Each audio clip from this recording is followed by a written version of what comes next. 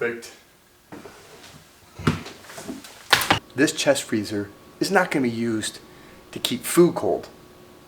I'm going to convert it into a cold plunge tub. I've been cold plunging now for the past 3 years. And I have a metal stock tank that I'd use, fill with water, and in the winter months, it would ice over, and that would keep it cold for me. The rest of the year, I'd buy ice or make ice. But I finally have gotten to the point where I need something that's going to be more convenient for me than relying on buying and making ice. So I decided to purchase a chest freezer. While it's not cheap going out and buying a brand new chest freezer like this, and then all the supplies I'm going to need to get it converted and make it look good, it's still going to be a lot less expensive than going out and buying a professionally made cold plunge tub. I don't just want this to look like a regular old chest freezer. I gotta make it look cool. I've seen a lot of ideas online, and what I'm gonna do is wood wrap the outside of it, and that will give it a little nicer aesthetic. And my plan is eventually that I'll move this to an outdoor patio area and have it be an outside cold plunge. The model of freezer I went with is a Frigidaire, and the dimensions are 27 3/4 wide, 55 3/4 long, 31 3/4 tall, and the inside, it is 25.5 inches deep. Now you're probably seeing cold plunging, ice bath, cold shower content streaming all over social media and online in recent years, leading one to believe that this is some current fad. But that's not true. Cold therapy and cold water therapy has been around for thousands of years. Here's just a brief history. The Edwin Smith Papyrus, an ancient Egyptian medical text dating back to the 16th century BC, is considered one of the oldest medical documents in history. It recommends methods like cold water, cold substances, cold compresses, cooling baths, and wraps for various medical treatments. Hippocrates, known as the father of medicine in the 5th century BC, made significant contributions to medicine. He documented the medical use of cold, especially cold water. He saw cold water as a way to reduce inflammation, swelling, and pain in various medical conditions, particularly those involving heat or inflammation. Dr. James Arnott, a renowned English physician in the late 19th century, pioneered cryotherapy, the therapeutic use of extreme cold. He applied cryotherapy for diverse conditions, including skin diseases, pain management, and surgical procedures. I think it's time to go get some supplies, and let's get this project started.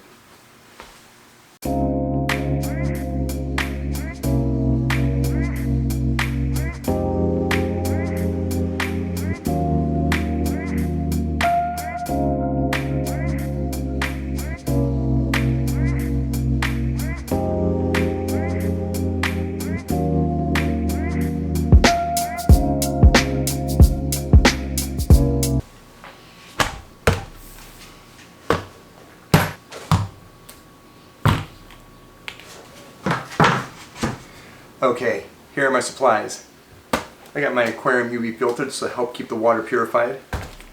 I got my Inkbird temperature probe, and this will help me keep a consistent temperature for the water. My sealant, that's what I'm going to use to seal the inside of the tub so I don't get any water leakage. And my liquid nails, that's what I'm going to use to help fasten this 1x2 lath on the outside of the tub so that I can attach a 1x6 tongue and groove. And these will be attached with some screws. Alright, I say we start sealing the inside of the tub. You want to take your silicone, your sealant, and you want to go around all the edges inside the freezer, anything that's got a seam to it, and that'll prevent leaking. These are not watertight. They're not meant to hold water. Now I've got here some, it's indoor outdoor silicone. This here is supposed to be sun, like UV and cold protectant, but when I saw in here freeze resistant, I thought, well, maybe that's a good thing. Got a 10-year mold-free warranty. So you just want to make sure you get yourself a good sealant.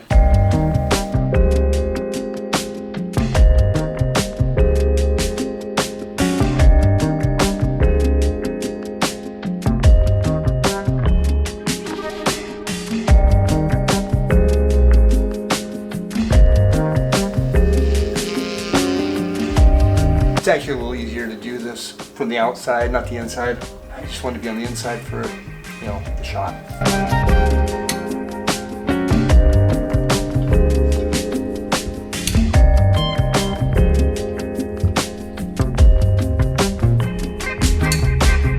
Alright, so I got a 1x2 here. What I'm going to do is I'm going to liquid nails this to the fridge on each corner. I'll put one in the middle here, and then that will work kind of like a lathing strip. And after those dry, then I can take my tongue and groove paneling, and then I'll screw it to this lath that I'll glue to the fridge. I don't want to screw into the fridge because there are cooling units that go through these sidewalls, and I don't want to puncture one of those. So to play it safe, I'm just going to glue this onto here. And then when I put my 1x6 on, I have an 1.25 inch screw that will go through the 1x6 into this 1x2, but not go past the 1x2, again preventing from penetrating into the fridge. Before I glue this on, I'm going to take my sander and I'm going to rough up the areas where this is going to be glued to just to get better adhesion. Let's start sanding.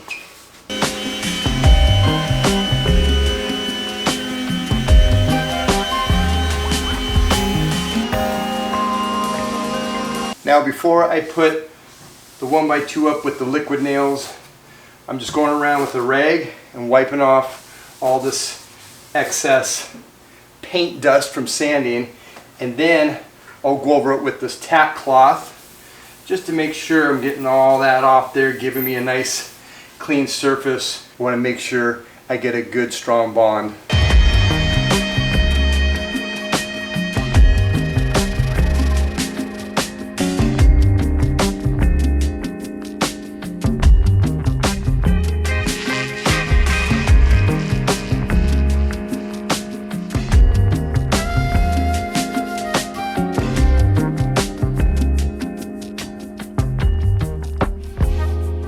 Alright, the 1x2 is done.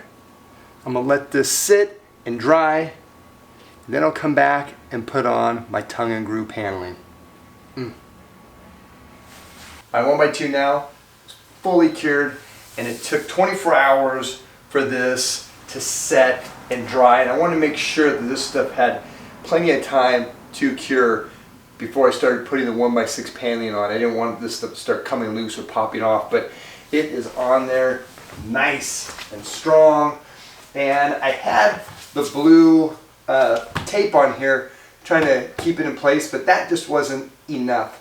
So I did have to take some weights, and I laid some weights on these top pieces so they would set down nice and tight. And then along the sides, I leaned some weights up against these. And then I also took and ran a 1x2 board across here and took my clamp from the inside and the outside and clamped that board to hold the top part of these 1x2 against the fridge. Just keep that in mind if you are going to do something like this. Having it in place with just the tape wasn't enough. Now it's time to put on my 1x6 tongue and groove. My plan for the 1x6 is I'll start at the bottom, and then I'm going to work my way to the top, and then I'll cap that off with a 1x2 to finish off the top edge. I'm just going to pin nail this in place to get it set, and then I'll come back, drill some pilot holes, and set some screws. I thought about putting some liquid nails or some glue here to give it a little better, I guess, adhesion to the board. But I decided I don't want to do that, just in case I ever want to take these off, or if I ever had to change the siding. I don't want to have glue here that's going to damage this lathing underneath. So all I'm going to do is just pin nail and screw it and call it good.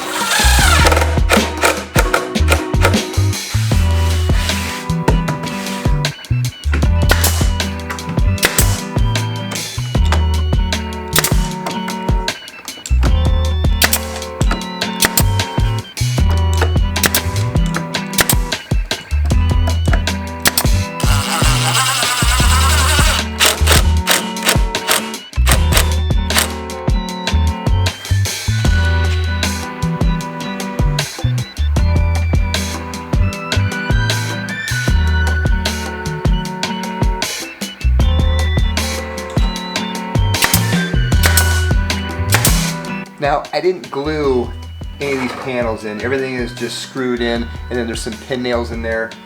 But for this top 1x2, this trim, I don't want to put screws in this. I'm just going to pin nail it. So I am putting some glue here at some of these points just to give this a better hold since I'm not using screws on that. Just want to point that out.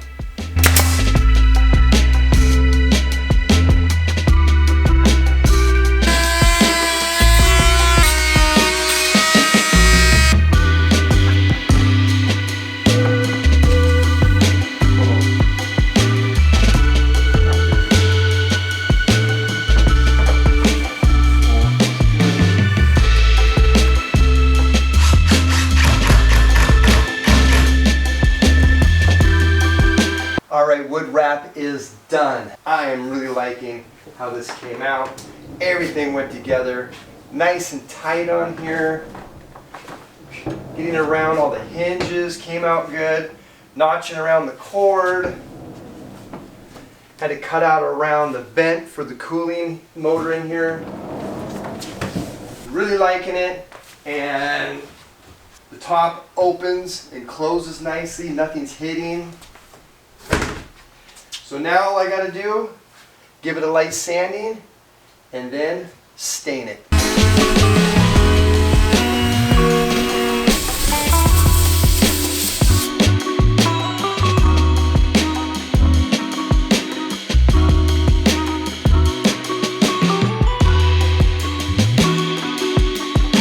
It's looking good. It's looking really good. I got Jamie to help me out. What a lovely wife. Finish is now complete. It's been 24 hours since the urethane top coat's been put on. And if you're curious, for the finish, I used Minwax pre-stain. This helped condition the wood before the stain went on. For the stain, I used a gel stain and the color is walnut. And for the top coat, we used a clear satin urethane. Now the next step is going to be to get these casters off. I'm going to set some wood strips on the ground where I want to place the freezer. The freezer will go on top of there so it's not making contact to the ground, and that'll give it some breathability underneath the freezer. And then I'll get the filter set up and the Inkbird thermostat set up so I can start getting some water in this. Let's go. No way.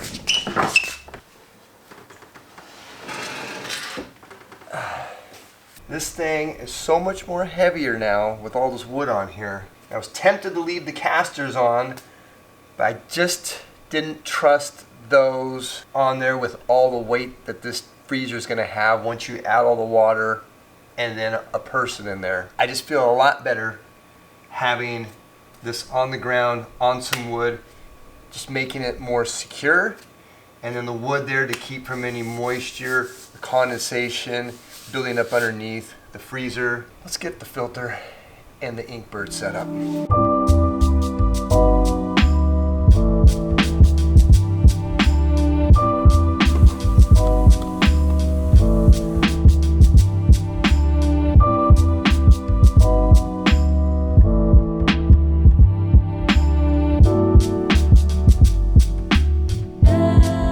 Okay, I'm set up. We got power. I got my filtering unit, that's mounted here. I may need to adjust this once I get the water in, we'll see. My Inkbird temperature control unit, that's mounted on the wall. It is powered, as you can see, the lights are on. The little temperature probe, I'm just gonna stick that right here. Again, may need to adjust this once I get water in here. You wanna make sure if you're using the Inkbird unit, you get the one with the black plastic tip on it. That's the one that's made to be submerged underwater. There is another unit that has just a chrome metal tip, but that could corrode over time. So, just want to point that out. Stick that there. Let's get some water going.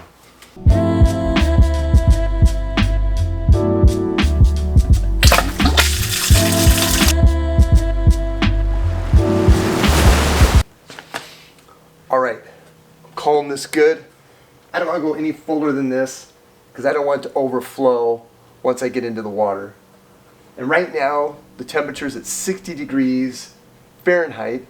And I got the Inkbird set at 37 degrees. So it's going to take a while for this to come down to that temperature.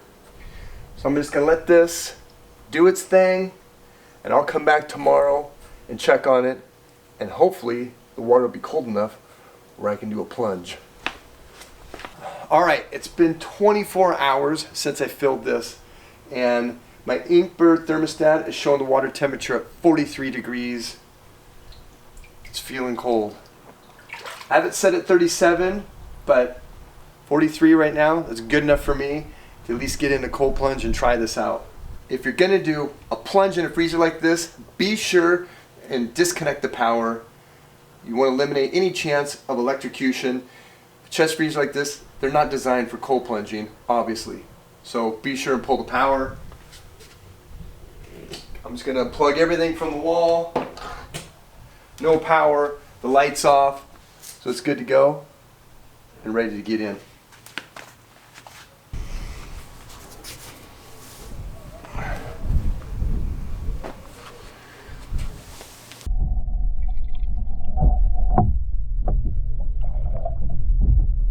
Hopefully I don't got too much water in here. Oh man. Oh, the water level's perfect. Oh yeah. Oh yeah. Perfect. Oh, I got the water level just right. Good room in here. Get the water right up to my neck level. And it's cold.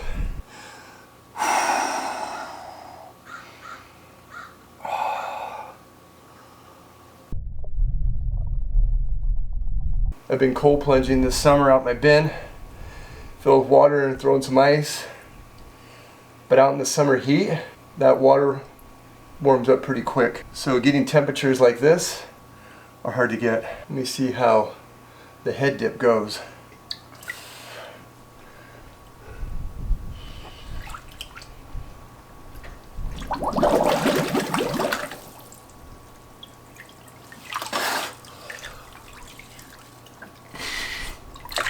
Wow. Whew. Now I can have consistent cold water year round. Baby.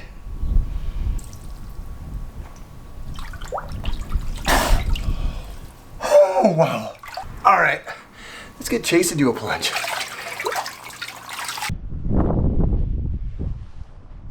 Bro, come on, man. It's cold, huh? Bro. I don't think I should do this. Whatever happened to the day of just jumping on in? Just do a 30-second.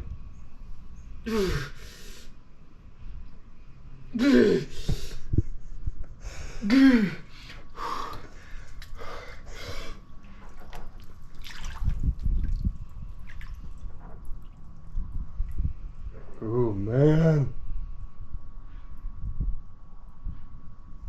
He loves the forward plunge.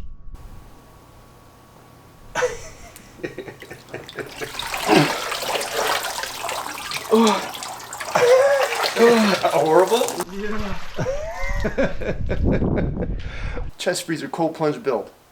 A success. This thing's awesome. If you liked the video, hit the like button. And if you haven't yet, be sure to subscribe. And make sure you're getting in your daily cold exposure. All right, live life, be awesome. I'm gonna go back in the sunshine.